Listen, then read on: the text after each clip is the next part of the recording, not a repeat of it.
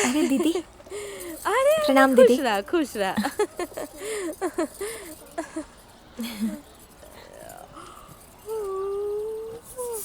Good morning भाभी। Very good morning. अरे माँ जी, अरे प्रणाम। अरे खुश रहा सदा सुहागिन रहा। रवा काहे करे तानी, हम कर देतानी। अरे नाना इतना नहीं खे बना के। अरे तू स्कूल जाए के तैयार कर जा।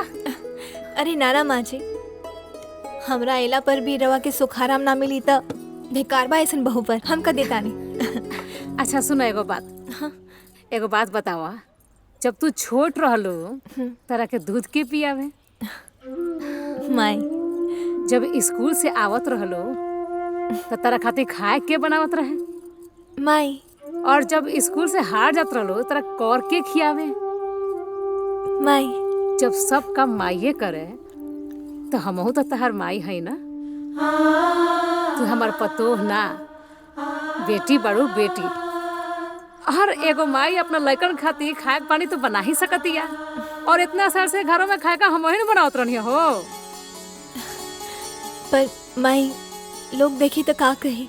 अरे लोग के चाहे था, तू चला अब तोरा स्कूल में दिन भर बच्चन सबके पढ़ावे के बाद, चिल्लाए के बाद, कागज पत्र देखे के बाद। अरे तू तो इंसाने न बाड़ू, ये सब छोड़। चल पर माँ तू चला स्कूल के तैयारी कर, हम तारा दोनों जना खातिर टिफिन बनाए तनी, ठीक बा? जा।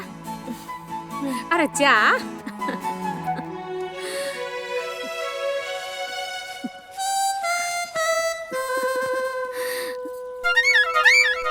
माई, हाँ? ई का रे? पुतोह के अयला के बादो तू चौका में देख काहे खटावता रे? अब तो भाभी घर पे आ गई, तू काम काहे करता रे? अच्छा वो कमाइबो करी आ तारा लोग बना के खियाइबो करी, तू इंसान नहीं है का? ऐसन है, औते औते उनका के ना कपड़ा पे मत चढ़ा, समझ ले। अकेले रहती तो कैसे करती? अरे जब घर में इतना लोग काम करेला बढ़ ही बा तो करे का जरूरत बा मुआवला के? लोग का कही माई? लोग जब भाड़ में अरे पैसा कमा के ले आई तो हम ही नुगी ने। अब चल सन हमरा संग संग फटाफट काम करा दो सन। चल सन। ए कामे करे के रहता तो हम अपना ससुरा में रहती, इनका पतो खातिर हम खाना बनाई। हट। अरे रे छोड़ी, ते कहाँ जाता रे? पहाड़ पटो है तू मुआ, हमरा काम नहीं के करे के। अरे ये तो बड़ा मन बड़ुआ हो गल बड़ी सा दुनु रे। में बहुत मेहनत करे के पड़ेला। कितना टाइम लगावेलू हो? अरे ली अपन फलहारी काटा छाटा में टाइम लागेला। ए शोभा, हाँ माई। अरे पाहुने का बुला के नाश्ता करवाओ। हाँ ए जी, ए कहाँ बनी, आई ना नाश्ता कर ली। निकाला बाल झाड़ के आवतानी। एकनी के हाँ बेटी, स्कूल जाता नहीं। हाँ ठीक से जाइए जो। सुनी, हाँ। एकनी की 1 महीना हो गए, तनख्वाह कब मिली? काजल, हाँ? जल्दी चला, लेट होता है स्कूल के। बाबूजी ई वेतन। अरे हमरा के दे दा। ठीक बा माई। ए बेटा खा के जा। अरे तू तो हरदम जाने ले, सुबह ना खानी, वो टिफिन लेके आई है, हम खा ले। ठीक बा ठीक बा। बताइए का पैसा पूछी ना। ए बेटा ए। हाँ माई। है सुना। हाँ माई बोल। पतोहिया के पैसा तो आइए गइल होई। अरे जब हमार मिल गई तो उनको आ गई, तू पूछ ली है। ठीक बा नु? ठीक बा। आ गइल पैसा। 2 4 5 6।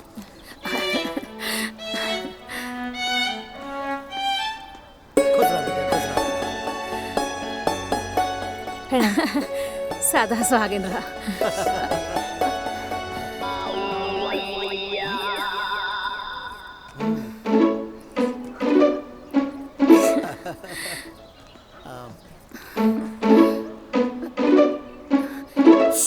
अरे बेटी। जी माँ जी।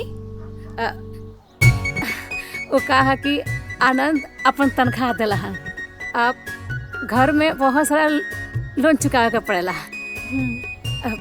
ट्रैक्टर के, मोटरसाइकिल के, और भी बहुत सारा खर्चा बा। अब वो कहा कि तहार तनख्वाह तो मिल ही गई होई, दे दे तू तो। वो तो हम दे दे नहीं। केकरा के? अपना पापा के।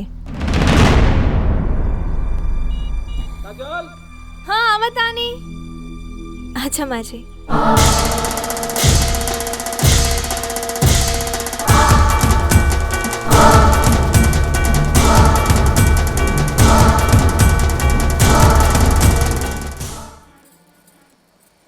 हाँ जी माँ जी। तहरा से हमरा कुछ जरूरी बात करे के बा। बताई। देखा, जबले तू नैहर रहलू तबले तारा पर तारा माई बाबू के अधिकार रहे। अब तू यहाँ बाड़ू त तारा पर अब हमनी का अधिकार बा। हम समझनी ना माँ जी।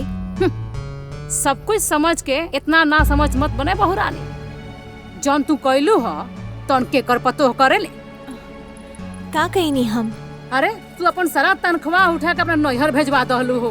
आय देखा, इ तहार स्वभाव नु हमरा बिल्कुल पसंद नहीं। जौन दुनिया में नहीं खे भइल नु तौने घरों में करे के कोशिश मत कर। देखा बहू, तू ए घर के पतो बाड़ू। अब तोहार दुनिया, घर द्वार, परिवार सब कुछ यह हो तो के अच्छी तरह समझे के पड़ी कि कौन पतो ऐसन होली जो अपने ससुराल के कमाई अपने नैहर भेजेली। हाँ?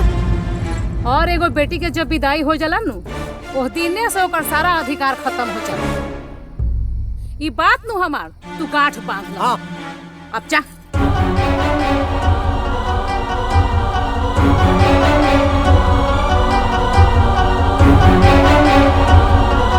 अरे जा।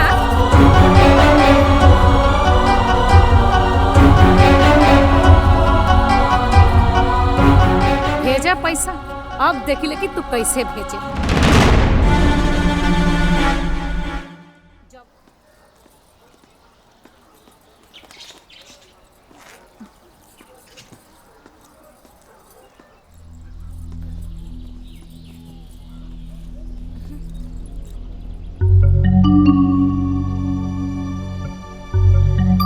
आज खाना नहीं के बनल। काजल अरे जल्दी चला यार, लेट होता। का भइल? खाना नहीं के बनल। अरे दीदी, खाना ना बनल का? हमरा का पता। हाँ? अरे बुचिया, जी भैया। खाना ना बनल हा? हमरा नहीं के पता भैया। ओम नमः शिवाय, ओम नमः शिवाय, ओम नमः शिवाय। अरे का रे माई, खाना ना बनल का? हमरा मन ना करतल त ना बनौनी हम। अरे तो तोरा बतावे के चाही नु, खाना ना बनौलू तो। कौनो बात ना, हम बना देता नहीं। जल्दी जल्दी। अरे तो ठीक बात, तू बना लो, हम गाड़ी साफ करत तनी। हाँ।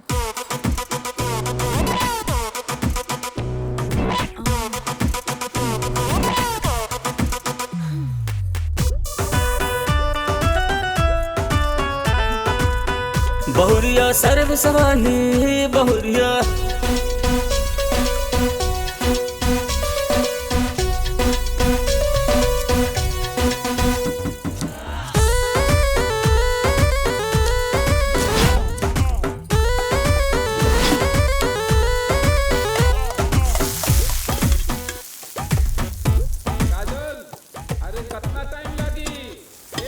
बस 10 मिनट।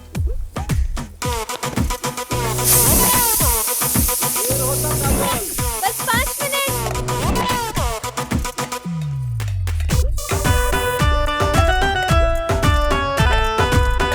बहुरिया सर्व सवानी बहुरिया। आजी, हम सब केहू खातिर खाना बना देले बानी। रवा सबे खा ली लोग। लेट हो गए बा।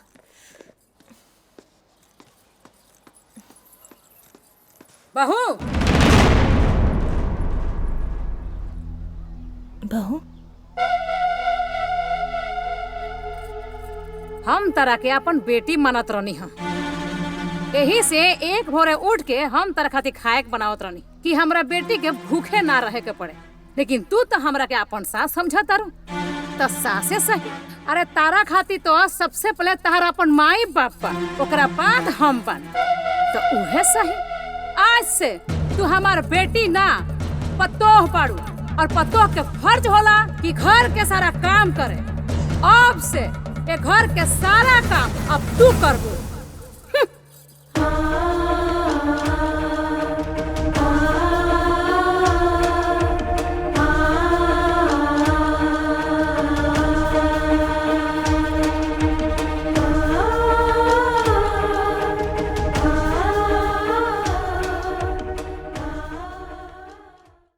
शिकारपुर की राजकुमारी महामहिम कविता जी पधार रही हैं।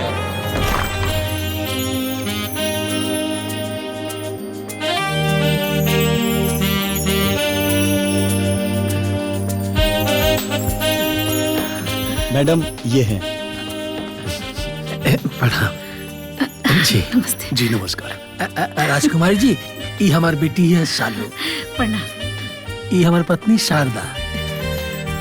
ये हमें दामाद जी। ये हमार बड़ बेटा मोहन जी। जी, आप सभी से मिलकर बहुत अच्छा लगा। जी मैनेजर जी मैम। माता जी के लिए वो 25 लाख वाला हार लेकर। 25 लाख अभी लाया।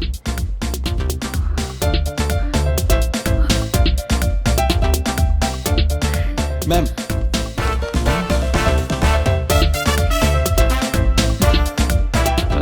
ये छोटा सा तोहफा हमारी तरफ से। ले ला। बड़का लोग की ये पहचाना। ले ला ले ला। कबो खाली हाथ ना मिलेला। ले ला। Excuse me ma'am. हाँ? वो आपने जिन विधवा आश्रम वालों को 1 करोड़ रुपए चंदा देने के लिए बुलाया है, वो लोग आ गए हैं। 1 करोड़? 1 करोड़? हमें माफ कीजिए, हम आते हैं। जी हाँ जी हाँ जी। आइए मैम। मैनेजर चेकबुक लाइए। 1 करोड़ की दान? लेकिन राजकुमारी जी, हमनी के गिफ्ट काहे दे रहल बाड़ी? अरे दामाद जी, समझ ली कि हमनी के लॉटरी लागल बा। लॉटरी उका बानो की राजकुमारी के पिताजी इनकर शादी राजघराना में कइल चाहत रहन, लेकिन राजकुमारी अपन शादी गांव के साधारण परिवार में कइल चाहता रही। हाँ, लेकिन एक बात बताई कि रउआ राजकुमारी जी से कब मिल लेनी हो? अरे दामाद जी, आम खाई ना, गुठली के पीछे काहे पड़ल बानी? जी देखिए दिवाकर जी, हम पहले ही बता दे रहे हैं, जब तक पिताश्री शादी के लिए तैयार नहीं हो जाते जी, हम अपने साथ सिर्फ 25 किलो सोना और 15 करोड़ रुपए ही ला पाएंगे।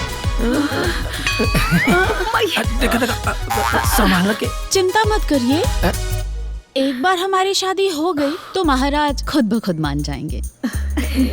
और उसके बाद तो पूरा शिकारपुर हमारा है। एक बात और, ये शादी बहुत ही साधारण तरीके से होगी। पहले कोर्ट में, फिर मंदिर में, ताकि पिताजी तक खबर ना पहुंचे। और हाँ, किसी को पता नहीं चलना चाहिए कि हम राजकुमारी हैं। ना राजकुमारी जी, आपने जैसे कहा वैसे ही होगी। का सरदार? हाँ राजकुमारी जी, आप जैसा चाहेंगी वैसा ही होगा। हाँ। लेकिन इस सोना पैसा कैसे आएगा घर में? हाँ। वो तो हम शादी के बाद अपने साथ ही लाएंगे। राजकुमारी जी, हम ये कहना चाह रहे हैं कि अगर शादी से पहले एक गहना वना आ जाता तो। राजकुमारी जी, वो आपका मंत्री जी के साथ मीटिंग का समय हो गया है। हाँ। हमें इजाजत दीजिए। अच्छा राजकुमारी भौजी, एगो सेल्फी हो जाए जाते जाते।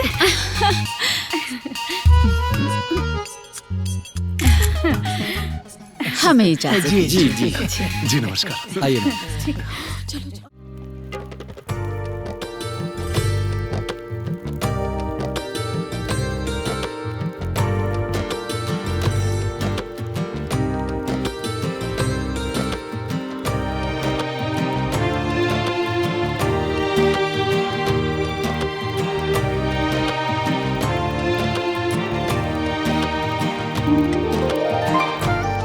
जजमान, शादी संपन्न हो गई। अब दुल्हन की विदाई करा के ले जाएं।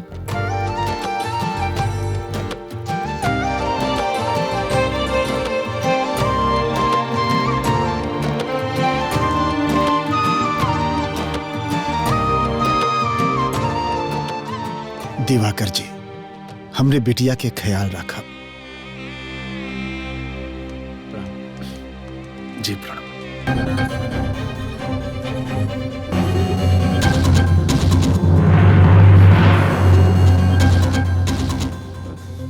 घरे आगे ले जा। माँ जी नई बहू की परछावन हमहू करब। करवाई तरह के परछावन। चला जाए जैसे जा पीछे जा परीक्षावन करी। अरे केकर फोन रे? माँ तेरा दामाद बबुआ के। हाँ उठाओ उठाओ। हेलो। अरे हल्लो हल्लो छोड़ा, जल्दी से माता जी के फोन दा, बड़ा अर्जेंट बा। अच्छा अच्छा ठीक बा। माँ यहाँ के तरफ से बात कर। अरे तो स्पीकर पे लगाओ।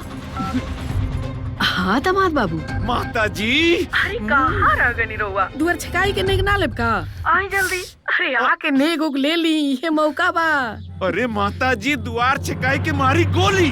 अरे काहे ऐसे बोलता नी जी? माता जी पहले हमार बात सुन ली। रउआ सास ना बहुत बड़का धोखा भइल बा। जौना लड़की से विजय के बियाह भइल बा वो कोनो राजकुमारी नहीं खे, एगो मामूली भिखमंगा टाइप आदमी के बेटी बिया। सब लोग मिलके रउआ साथे चल न चलले बा।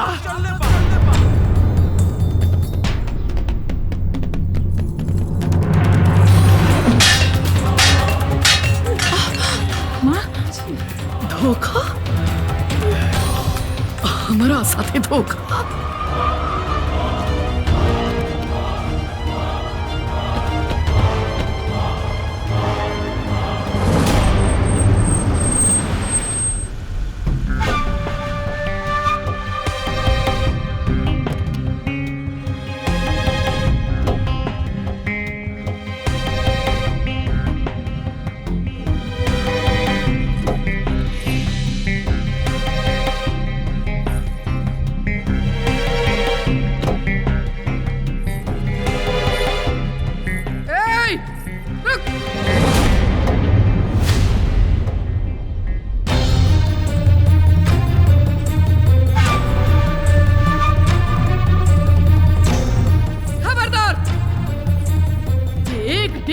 आगे बढ़ाई ले। ए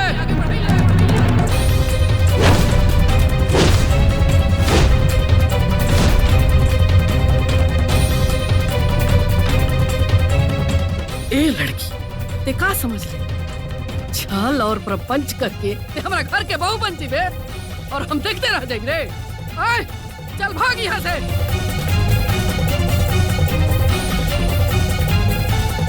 ये लोग तो हम बाद में देख ले। हम पहले तू निकल यहाँ से।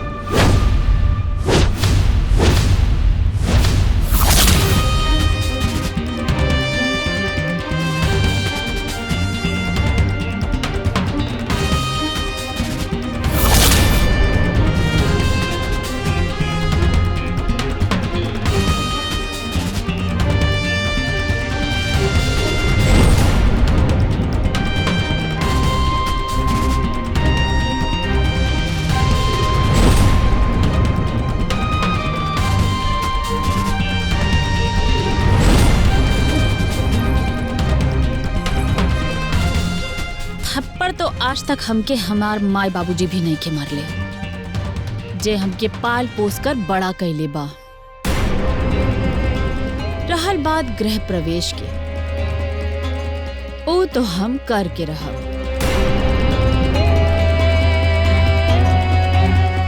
काहे कि कोर्ट में जज के सामने राउर बेटा कानूनी तौर पर हमके अपन पत्नी बनवले बाड़े, जेकर गवाह रउआ भी बानी। ओही से जितना अधिकार राउरी घर पे बा उतने हमार भी बा।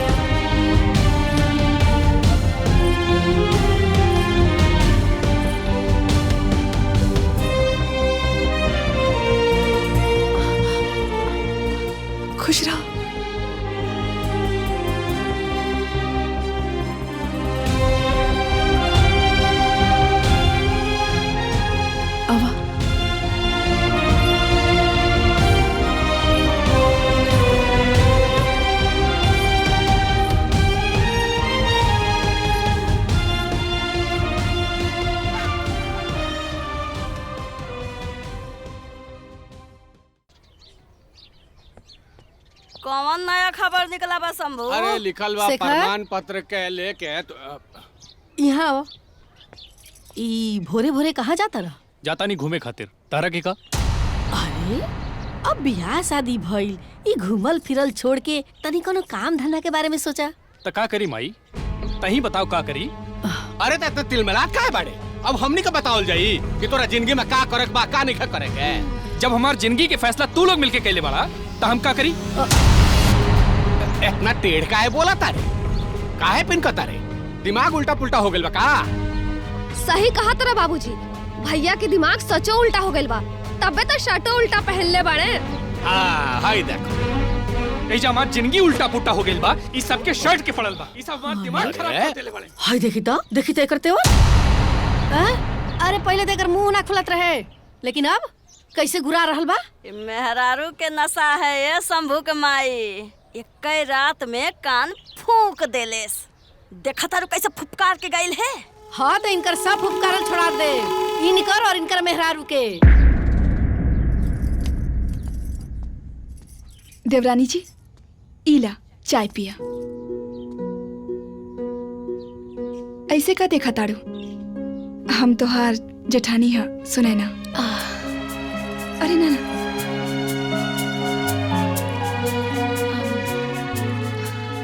कहीं नजर नहीं आई नी, न दुआर छिकाई में, न मुंह दिखाई में, कहीं भी नहीं खिलौकल।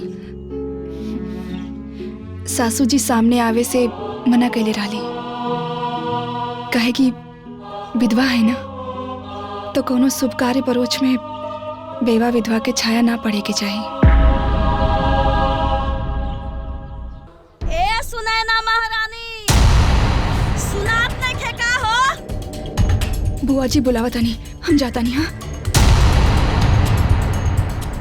जी बुआ जी। जी बुआ जी, का होता है कोठरिया में दुल्हन के? शुरू हो गई तोहर काना फुसी? नहीं नहीं बुआ जी, हम तो चाय देवे खातिर गइल रहनी। खेले चाय देवे खातिर गइनी है? चाय देवे खातिर गइली हुआ कि चप्पल चप्पल करे गइल रहलू हुआ? तोरा के मालूम नहीं है कि हमरा चाय पियला के बाद दवाई खाए खातिर गरम पानी चाहेला? काहे ना देलू? हम अभी लेके आवत हनी। ए महारानी, और हाँ जाके जल्दी से नाश्ता तैयार करा।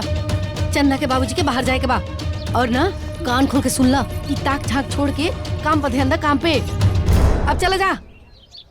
का भाभी, हम तेरा कहले रहनी ना कि हम ड्रेस तैयार करके रखिया। बता अब हम का पहन के जाई कॉलेज?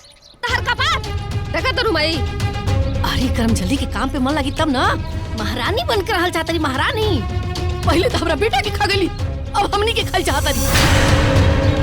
और देखा टूटुला मत ढारा, अब चला जा चुपचाप। कर्म जल्दी कहीं के पैसा पाई के रुआब छाड़ा तारू ना। हाँ?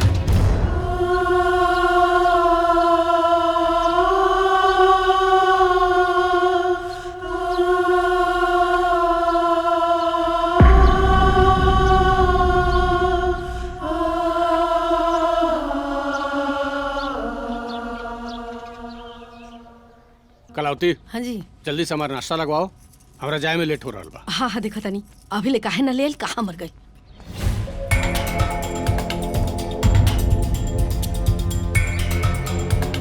हाँ ई नाश्ता सबके कमरे में जालनु हो? हेजा काहे लगाओ तरू? देवरानी जी कहली है कि सबके नाश्ता एक के साथ लागी। देवरानी जी उनकर हुक्म माने लगलू? इतना उनकर हिम्मत हो गई कि आवते अपन हुक्म चलावे लगली? कि सास के सामने बैठ के नाश्ता करी है, ससुर के बराबरी करी है? वो बराबरी की बात ना है माता जी, बात है अहमियत की। ये घर में केकर का अहमियत बा। अच्छा तो तू हमनी के अहमियत सिखाईबू ना? इतना तार हिम्मत हो गई? अरे अभी हाथ के मेहंदी सुखल ना, पैर के महावर छुटल ना, सास ससुर के सामने ऐसे घूंघट उठा के बात करबू? कैसे सास?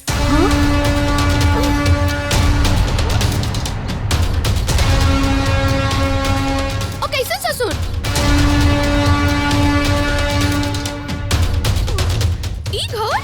हमरा खातिर कोनो होटल से कम नहीं खे। और एजा रहे खातिर हमार बाबूजी 10 लाख रुपया देले बाड़े।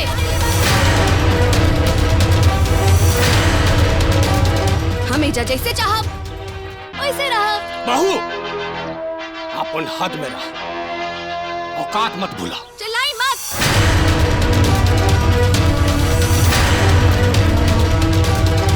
चिल्लाई मत।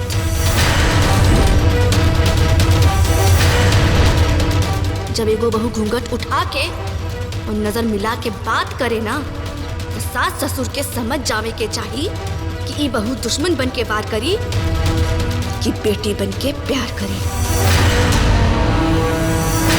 खबरदार भौजी, ये कैसे बात करा करूं माई बाबूजी से? ओ ले ले ले ले ले। अरे ननद जी, अभी तो शुरुआत है। अरे हम रउआ लोगन के ऐश करे खातिर थोड़ो ना अपन बाबूजी से लड़ झगड़ के एजा पैसा लेनी हो। हम तो अपने ऐश करे खातिर पैसा लेनी हो। और कान खोल के बात सुन ला हमार। जवन भी हमार बाबूजी देले बाड़े ना, AC, fridge, cooler, washing machine, सब हमरा के हमारा अपन कमरा में चाहिए और वीआईपी ट्रीटमेंट के साथ।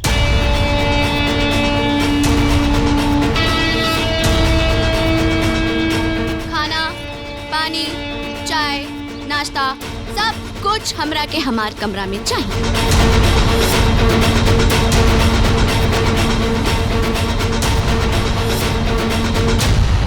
तो वो लोग अपन अपन काम बांट ली।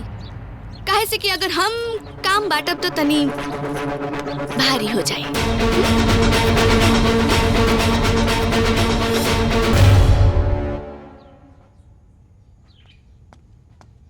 ये सब का करतानी देवरानी जी? ओहे करतानी हर हर देवता, भर भर पूजा।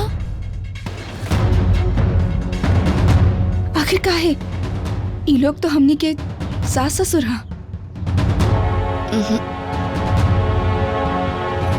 ई सास ससुर ना हा दीदी, ई सौदागर हाँ सौदागर।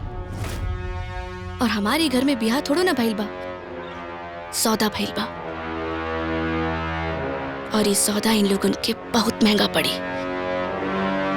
काहे से कि हमार माई बाप के आंख से बहल आंसू हमरा करेजा में दुश्मन के लकीर बना देले पड़े। वो लकीर हमरा के चैन से बैठे नहीं खे देत, और तब तक हम इन लोगन के चैन से बैठे न देब। लेकिन कुछ न दीदी, कुछ न। जाना था नहीं, भरे समाज में, भरे मंडप में हमार बाप पगड़ी उतार के इन लोगन के सामने भीख मांगत रहला, गिड़गिड़ावत रह गई, इज्जत के दुहाई देत रह गई, हाथ पैर जोड़त रह गए। सिर्फ 4 दिन की मोहलत मांगत रह गए। लेकिन इन लोग ना देले, इन लोगन के रहम ना आई।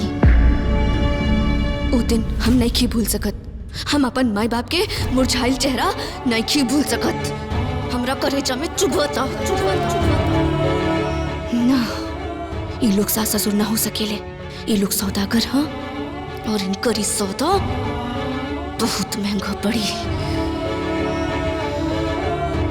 बहुत महंगा।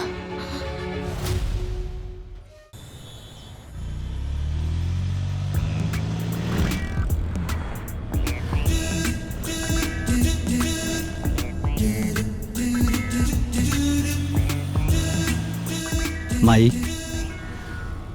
हम लाख बार तो से कहनी की ट्विंकल हमरा से प्यार करेली, और तौर दहेज में हमनी के राशन के दुकान भी मिल जाइत, हमनी के ब्याह करा देतू था। लेकिन ना, तो कहता पेट्रोल पंप लौकत रहे, लाख रुपया महीना हाथ में बिछलात रहे, और तू मधु से हमार जबरदस्ती ब्याह करा देलू। हाँ तो हमरा के काहे नॉलेज रहे बेटा कि हमरा साथे स्टैम्प होई? स्टैम्प ना मम्मी, स्कैम। हाँ वे, हम तो ये अंडरस्टैंड कर ले रहनी कि कारगिल के फौजियन पेट्रोल पंप मिलला, लेकिन हमरा का पता है कि हमारा गुआ लोचा में बात फंसाई, अनून से इनके हमरा घरे का पतो बनाई। ए माई, हमरा वो छलपटवा अगुआ भेटा जाए नु तो खींच के कनपटिया के नीचे मारम झापड़। हाँ, बड़ा लबरा रहे दादा, कुंडली खोले से पहले पेट्रोल पंप के कागज खोल के रख देलस। अब का कहत रहे हो? हाय देखी, पूरा पेपर रेडी बा, जैसे ही मधु के गृह प्रवेश हुई वैसे ही पेट्रोल पंप रहुआ सबके हाथे में। फिर पूरा जीवन प्रभात बाबू के नौकरी करे के जरूरत नहीं खे। लक्ष्मी के साथे लक्ष्मी आई। हाँ तो लक्ष्मी के साथे लक्ष्मी आ गई ना। आज पूरा 1 साल 4 महीना हो गए हमने के बियाह के। मम्मी तुम्हारा पूरा लाइफ बर्बाद कर देलू। प्रभात माई से बात ना करे के। करे दे इनका के का पता बा कि आजकल ट्विंकल से जोनी I love you Sona I love you बाबू करता रहा ना। इकुल हमरे सेटिंग करावल है। पर माई ट्विंकल के पापा कहा तारन कि जब तक हमनी के डिवोर्स ना हुई तब तक वो हमनी के बियाह ना करी हैं। डू नॉट भरी बेटा, कितनी बार समझाएंगी। यू डू नॉट भेरी। आज तक कोर्ट में डिवोर्स होइए के रही। अरे माई डिवोर्स ना डाइवोर्स। अरे फिर ओकरा बाद अपना सुपर बेटा का सुपर पतो लेके आई। बता देता नहीं। हाँ। दोनों पक्षों की दलीलों को सुनने के बाद मधु को 1 महीने का और वक्त दिया जाता है। अगर इस 1 महीने के दौरान अगर मधु अपने ससुराल वालों का दिल जीत लेती है तब तो ठीक है, वरना तलाकनामे पर हस्ताक्षर करेंगी। कोर्ट मधु के पति को ये आदेश देता है कि वो मधु को सम्मान पूर्वक अपने घर ले जाए। Court is adjourn for today. करम दलितर, अरे मुझौसी मार गली का रे। आओ तानी माँ जी। अरे आओ तानी आइबो करबू।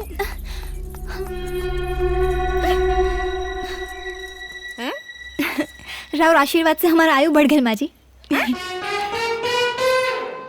अच्छा तो और उम्र बढ़ा ले। करम दलितर, लमघोड़ी, दुष्टा, पापी, राक्षसी, बढ़ गई आयु। रंजितवा, अरे रसमवा। हाँ माई, हाँ माई, आ गई नी सन। घर में नौकरानी आ गइल बे। जतना काम कूल करा। तोहनी के तो पहले ही से तैयारी करके आइल बड़ा सा। हैं? माई शेर तो बिटिया सवा शेर। दो आओ रे। देखा देखा। हाँ देखा थे। अरे हमर बिटिया ले आओ। कितना अच्छा लगता। बहुत दिन बाद पूजा पाठ भइल। सदा सुहागन रह बिटिया, खुश रह बेटी, खुश रह। भगवान तो के हमेशा बनौले रहे। हम आवतानी। ए जी ये सब ढकोसला हमके पसंद नहीं खे। अरे प्रभात, आइंदा हमारा रास्ता मत रुकिए।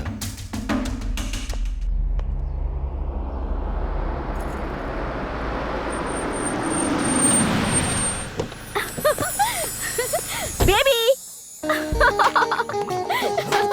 ट्विंकल, आजा।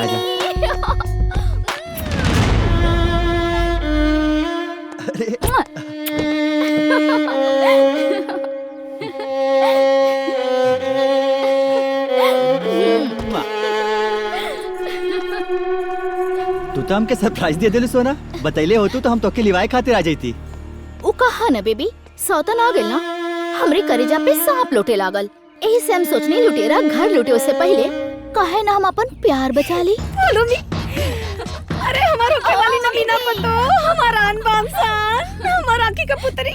तो के देख के तो हमारा करेजा जुड़ा गल बिटिया। हमरो जुड़ा गइल, लेकिन केहू के देख के हमरा करेजा में सन तीर चुभता कि पूछी मत। अरे तीर चुभे चाहे भाला, चाहे केहू मरे या जिए, हमनी को ऐसे का करे के। डार्लिंग तू चिंता मत कर। ए घर के सिंहासन पर खाली तोहरे राजवा। ओ दीदी लव यू। मम्मी हम साइड पे जाके आवतानी। सोना जल्दी आ जाइबा। बाय। चाचा तोरा के आराम के बड़ी जरूरत बा। थकल हो। 1 मिनट सुना। हमरा पतो खातिर इनकर फेवरेट हलवा बना के लेके आवा जल्दी। कोनो दिक्कत ना मिल रास्ता में? ना कुछ दिक्कत ना भाई। अरे एकदम बढ़िया। हे प्रभु, राउर खेती रौरे बचाई, राक्षस के कुल में राक्षसी आई।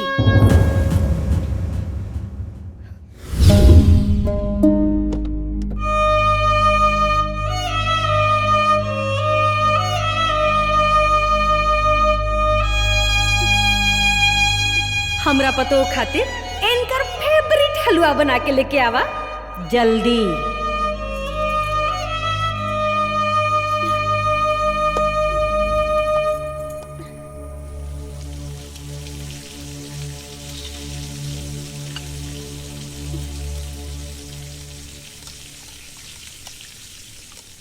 मम्मी जी, हाँ हम सुनिया की कोर्ट 1 महीना के वक्त दे लेबा। हाँ? 1 महीना टिक के दिखावे ना, नाम बदल दे। अब माई नाम बदल के का जरूरत बा? अरे हमने के तो ओकरा का ऐसे ही परेशान करे में बड़ा मजा आता। सही बात। सब खाना पच जाई।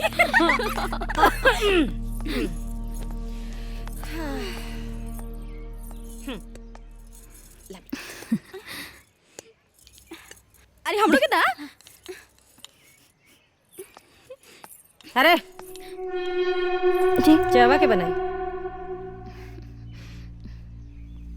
वो बना देता नहीं। इला हमरा तरफ से 1 चम्मच खा। हमरो तरफ से? अरे भाई हमरा तरफ से भी हमरा सुपर सुपर पतो के मजा आ गल भाई। एक कमीनी के ना कितना बड़का काम था, लप्पा से कई चल होइले। अरे एकर स्पीड में तो तनको ब्रेक होइले ना हो। मम्मी जी, हम आ गइल बानी ना। एकरा स्पीड में ना हम ब्रेक लगाई।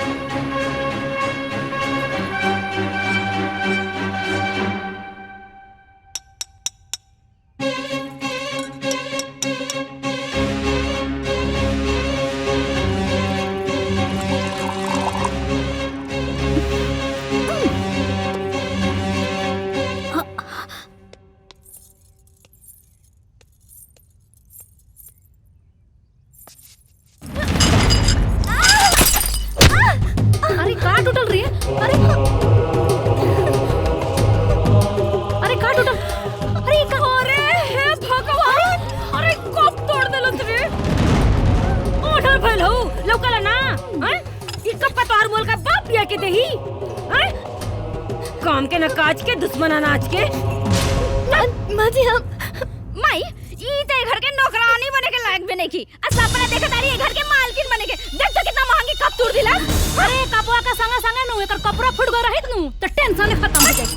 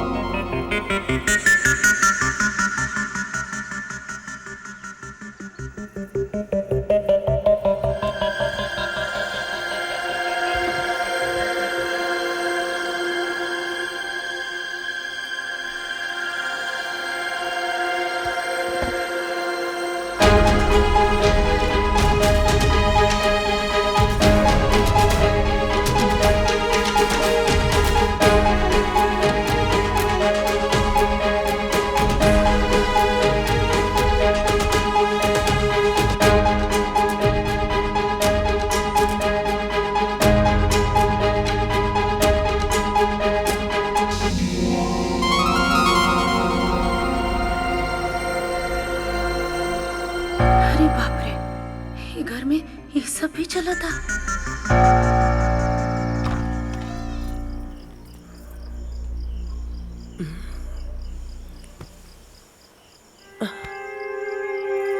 अरे दुल्हन, इतनी रात के सब ठीक बा ना? उमेशवा तो के कुछ कहला से ना ना? ना अम्मा जी, ऐसा कोनो बात नहीं है। हम आपसे कुछ कहल चाहता नहीं। कहा कहल चाहत बड़ू? आओ बैठा।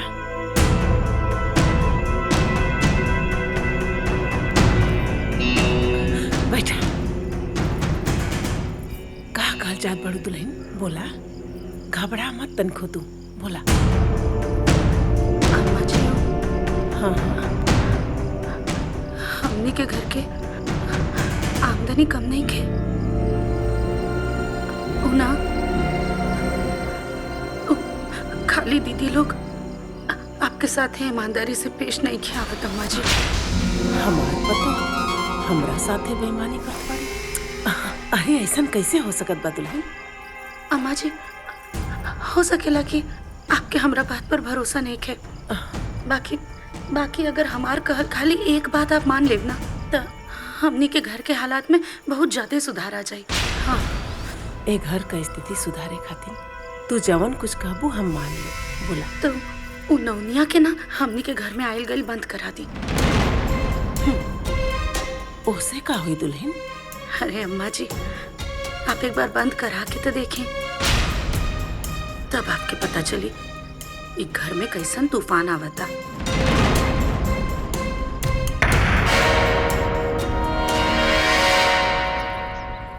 अभी ले हजमिनियन आइल।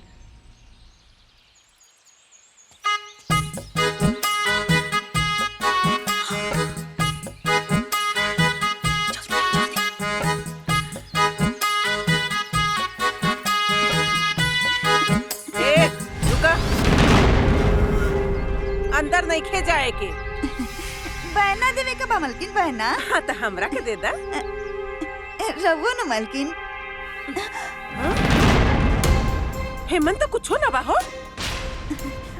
उ का है न मलकिन, लगातार रवा घर के बहना उ सुदर्शन बाबू बाड़ी नु, उनके रे घरे दे देनी। हाँ? कौना नशा में रहेलू हो? गलती हो गई मलकिन। हाँ तो आज तक गलती से बिना बहना कहे जा गेलू ना। बाकी हो गेट देखा तड़ू, गेट काल से ना हो गेट के भीतर लौकिया मत, बुझलो? का माँ जी, ई कौन बात भाई? अब घर में पहुनी पसारी के भी आइल रो माना करब। हाँ बिल्कुल बंद कर दे। अरे तू दोनों जने ना हमार बात कान खोल के सुन ला। एक घर में केकरा के आवे के बा केकरा के नहीं, हमरा के अच्छा से पता बा। चलो। हाँ, रवा घर में आवे के मरत के बा। आज के बाद हमें जे झाका होबे ना आए। मत छाका, बड़ी आलू छाके वाली, मुंह बिचका वाली बड़ी फैल हो। जोई जैसे सीआईडी बहू, सीआईडी बहू, सीआईडी बहू, सीआईडी बहू, सीआईडी बहू, सीआईडी बहू, सीआईडी बहू। बाप रे बाप, बताई दीदी, जौनो हमनी के एगो छुट्टा पानी के बिजनेस चलत रहे, सब बुढ़िया बंद करा देला। चुप ना, बुढ़िया का बोली हमनी के मन लेना जाए। हाँ, तका कल जाई। हाँ, आंदोलन कल जाई कि भूख हड़ताल? बुढ़िया डाल डाल चली ना तो हमनी के पात पात चलल जाई। उ बूढ़ बाड़ी, अंगूठा छाप बाड़ी, तो उनका लगे इतना दिमाग बा। हमनी तो जवान बानी सन, हमनी के लगे कितना दिमाग होई। हम तो 3 क्लास पढ़ लहू बानी। हमहू चौथा पास हई।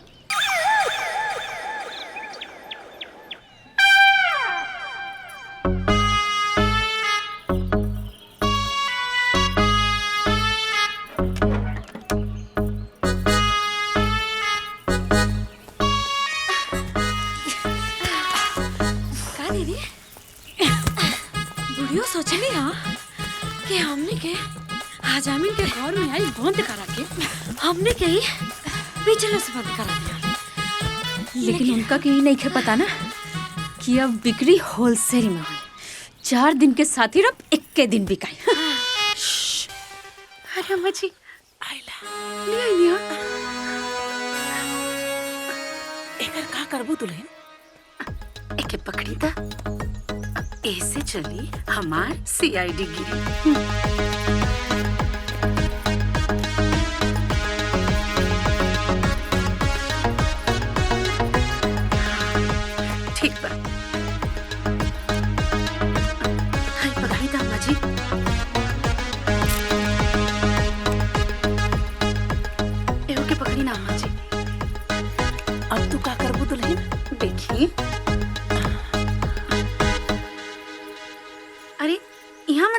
जी हाय हेमंत देखिए ठीक बा।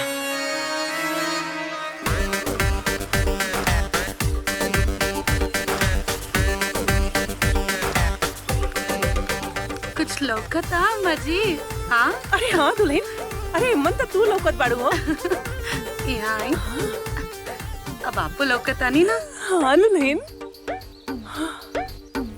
अब समझ में आई हम का करब? पूरा समझ में आ गई दुल्हन।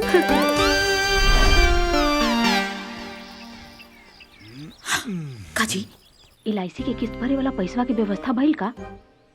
एजी तो के 23,000 ना चाहता ला। हम 28,000 लेके आइल बानी। 15 दिन का जोतनी का पैसा आज पूरा वसूल के लेके आइल बानी। बाजी तो एकर मतलब 23,000 रुपया LIC के किस्त के हो गई, 36,000 रुपया सूद के। आई बचल खुचल सारा पैसा मिला के शेयर बाजार में डला दिया का। हे भगवान, हमरा के इहे मिल रहली ह। शेयर बाजार ना, शेयर बाजार। हाँ हाँ हमरो के पता बा, हम तीसरा ले पढ़ ले बानी। 10 तक तो गिनती आवत नहीं के। आज चल शेयर बाजार में पैसा डाले।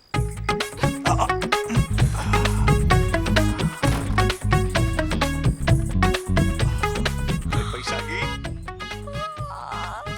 अब ब्रेस होके आवत आनी। लट पगल। अरे बाप रे बाप, अरे जितना अंग्रेजी देश के लूटे में ना लगल रहलन, अरे ओकरा से बेसी डाकू तो हमरा घर के लूटे में लागल बाड़न हो दादा। अम्मा जी अभी एक बहुत जरूरी परत खुलल बाकी है। उससे पहले आप बस तनी सा शांति रखी। काहे क्यों परत खोले खातिर अभी हमार CID गिरी तनी कुछ दिन ले और चालू रही। का हो तहार ससुर नहीं ना का?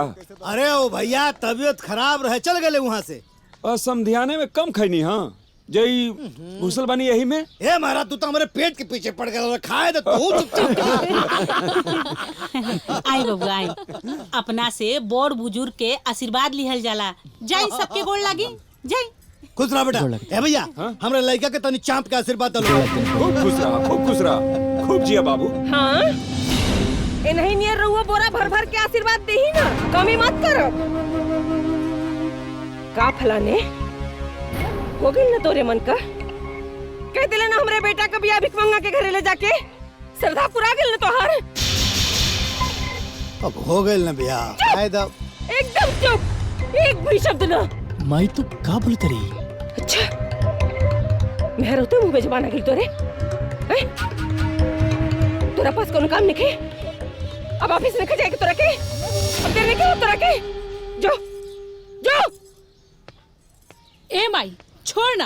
अरे इनकरा कहाँ कुछ बुझाला। अरे तो ना बुझाला तो बोलहु के ना चाही ना। अरे अब शांत हो जा, अब तो तहारू पतोह बन गई। ना ना ना ना हमार पतो नहीं के बहुत, इनकर पतो भी आऊ। बाप हो बाप, आज भी होकर बात याद आवता तो पेट में लहरा उठाता। अरे तो माता जी वही बेरा बियाह नु कैंसिल कर देवे लायक रहल हो। कैसे कैंसिल कर देती जी? कैसे कैंसिल कर देती? रउआ ने मोटरसाइकिल पर बैठ के कीरेज लगावल कपड़ा पहन के भर गावे नेवता बटनी। कैसे कैंसिल कर देती जी? बाबूजी के चलते तो हमेशा बियाह शादी में झगड़े लड़ाई भइल बा। हमारे बियाह में कितना लड़ाई झगड़ा भइल रहे। आ तू का बीच बीच में घोटाया लगातार। चुप रहो। ए पाहुन एमे झूठ का कहतिया हैं? इनकर आज तक ला था चल बा हैं? हाँ बिटिया हम पागल तो हैं। एकदम चुप, एक भी शब्द ना। ए चाची अपन झापी ना दिखाइबू का कि खाली झगड़बे करबू? काहे? तोहार माई देखौले रहनी का हमरा के? आइलू हमर झांपी झोरा देखा जेबू के नहीं यहाँ से। झापी का दिखाई है जब कुछ पहले ना हा खाली पतौहिया लेके आई नहीं हां। चली चली बनी। श्री कृष्ण गोविंद हरे मुरारी, हे नाथ नारायण वासुदेवा। श्री कृष्ण गोविंद हरे मुरारी।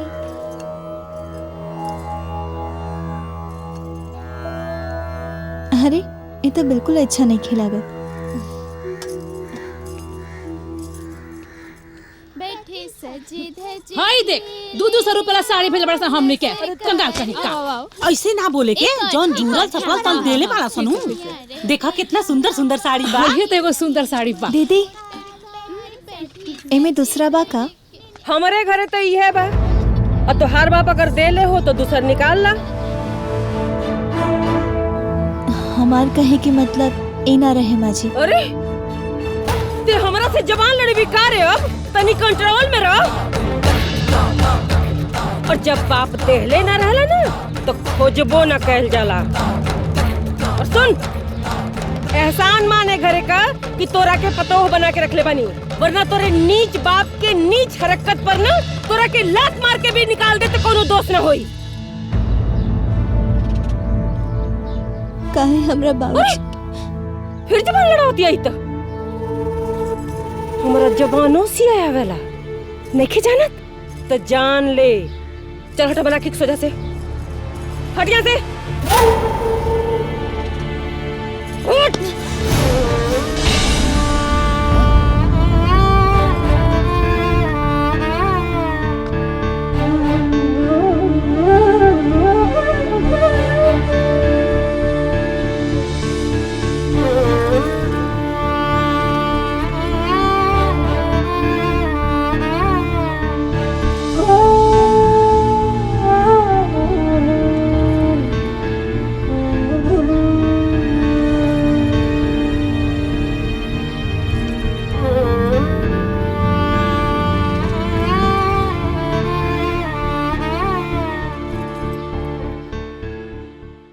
प्रमोद भोरे भोरे चल गए अपने दोनों बहन के यहाँ राखी बंधवावे।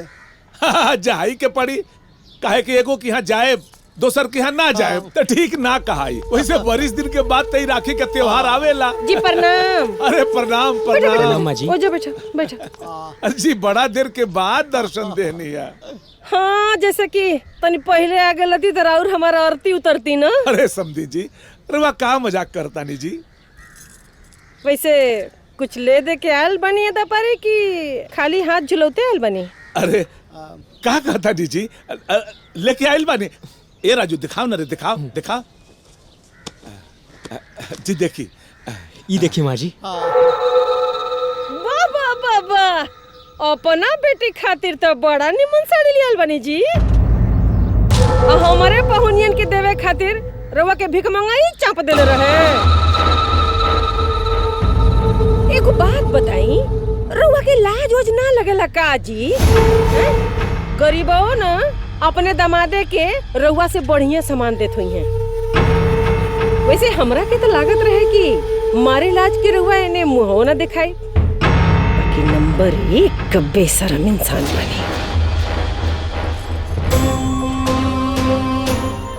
जाई बनवाली राखी जा रक्षा करिए जा।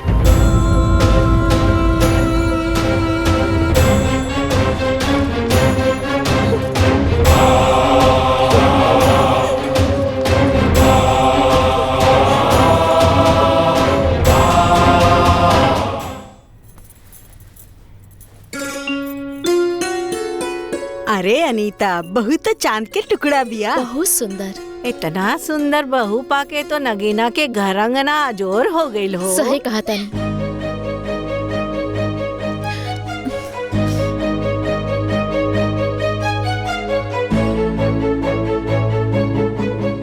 है कुल सामान दे ले पिया इतना इतना कुछ सामान देला हिथी हिथी चुकी है का है सब दिमाग खराब। माई हाँ एसी ना देहला हसन हाँ? जबकि लिस्ट में साफ साफ लिखल रहे। हाँ माई और हेने देखा डबल डोर के फ्रिज बोले रहनी और सिंगल डोर के आई हाँ। झूठी। ए नगीना हमके तो मिठाई भी कम लगा था, बाटे वदे लगा था हलवाई की ऑर्डर देवे के पड़ी। मतलब औरो खर्चा है? ए जी हमार सोना के बेटा के माटी के भाव में खरीद लेलस। है जी ठग ले बिया लूट ले बिया हमके। अरे लगाओ कर चोटिन मतारी के फोन छोड़ो ना ओकरा के। हमरे घर में दहेज के धोखा हमरा बेटा के खरीद ले बिया। हाँ हम पहले हम पोसा हमके दहेज ना कैसे ना दी बतावा, दहेज के लिस्ट में सब लिखल रहे, फ्रिज, एसी, सब कुछ। इतना बड़ा बेइज्जती, एसी ना दी, फ्रिज ना दी, और का देले बिया? 10-12 हजार के डिब्बा कूलर। ए लगा के दे फोन, सब उठा के फेंक दे, कुछ ना चाहिए दहेज। दिमाग खराब कइले बिया हमार। बिटिया बैठल बानी कैसुआ बहाए। भाभी मत रो भाभी, आप रोत काहे बानी भाभी? बात मान जाए, मत रोई भाभी। हमार माई उनकट की जमीन बेच के दहेज दे ली ताकि हम ससुराल में खुश रहे, लेकिन लोगन के लालच। तोहनी लोगन के दुख हम समझ सके नी बहनी। अरे इतना हीरा जैसन लइका कोयला के भाव बिका गईल, ओकर दुख तो होबे करी ना। 15 एकड़ खेती, मार्केट में साड़ी के दुकान और इतना बड़ा घर। रउआ लोग चाही तो हम अनुराग के दूसर ब्याह करा सकेनी है?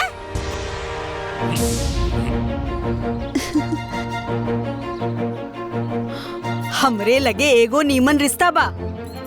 हम तो फोटो में लेके आइल बानी। देखी बहुत सुंदर बिया लड़की, बहुत नीमन। ये जी एकदम लक्ष्मी बिया।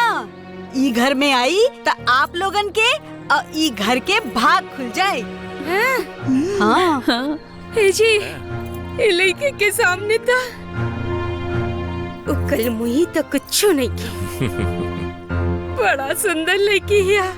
ये अच्छा लड़की अपना साथ साथ ना अच्छा खासा दहेज भी लाई। अच्छा, तू भाईयन के बीच इकलौती बहन बा।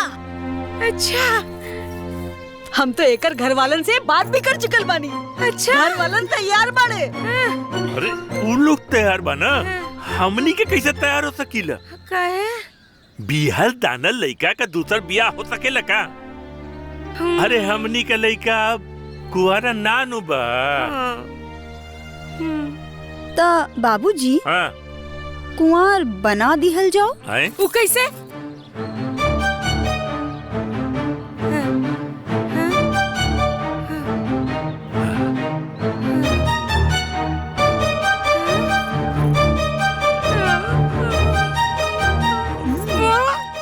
नगीना से पैदा भइल बिया, गजब आइडिया देलसिया।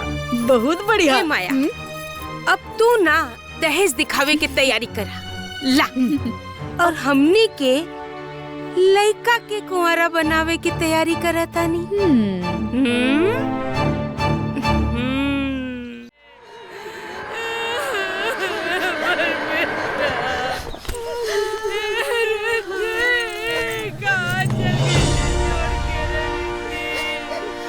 अपने बेटा के क्या जवाब दे?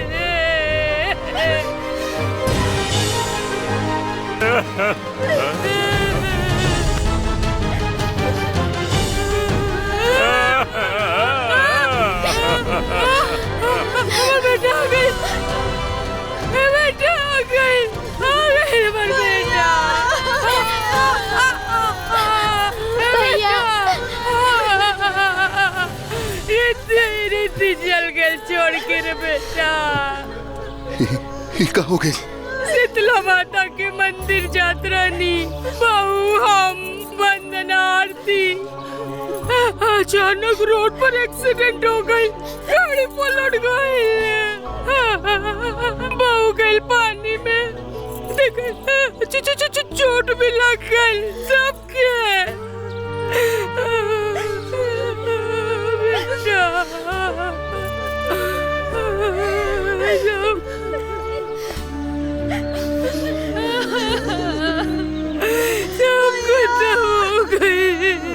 बेटा का हो गई?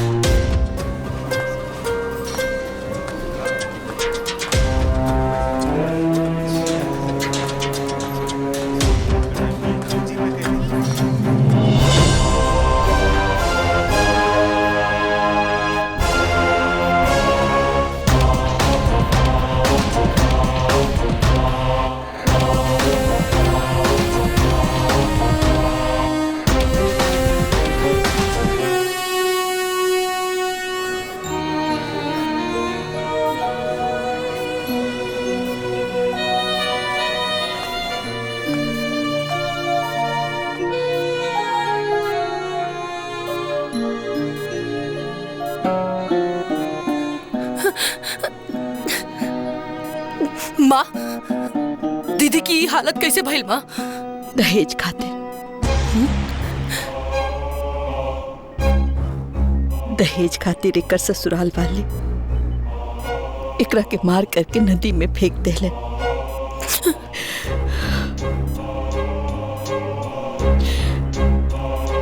वो तो भगवान एगो मछुआरा के भेज करके एकर जान बचा देले और वो एकरा के एजा भर्ती कह देला। बाकी डॉक्टर कहता कि अभी भी एकर जान खतरे में बा।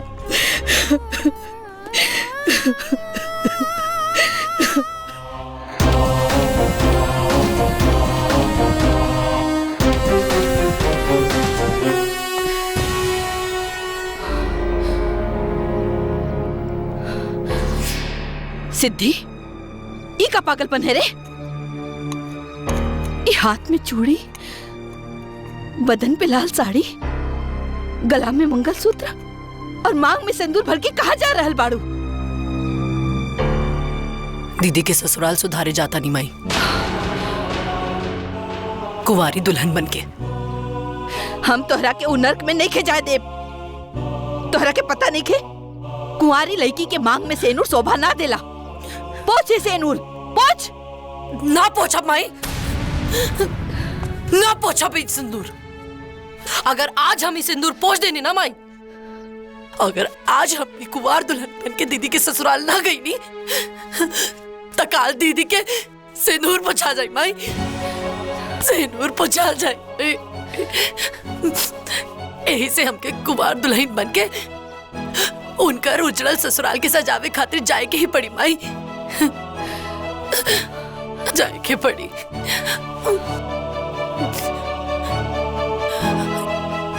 याद करा माई, जब बचपन में कुछ स्कूल का लड़का लोग रिद्धि दीदी के चोटी खींच ले रहे, तो का हॉल कहले रहनी हम उन लोगन के। तो जरा सोच कि दीदी के ससुराल वाले तो दीदी के शरीर पे जख्म देले बड़े, तो कैसे माफ कर दी माई? कैसे जाए दी उन पापियों के? ना,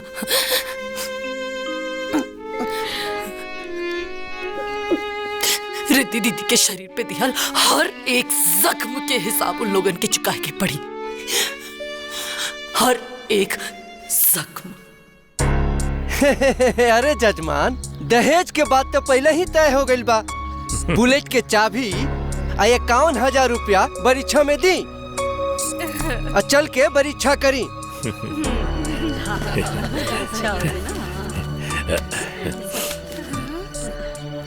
थैली रखी।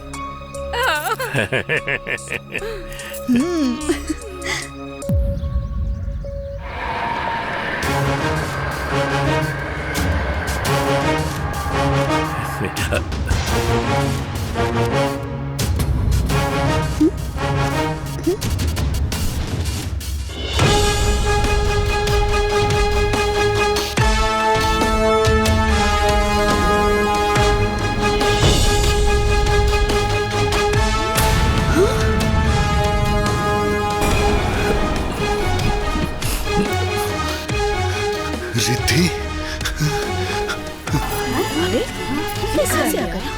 तुम तो मर गई ना? ये कहाँ से आ गए?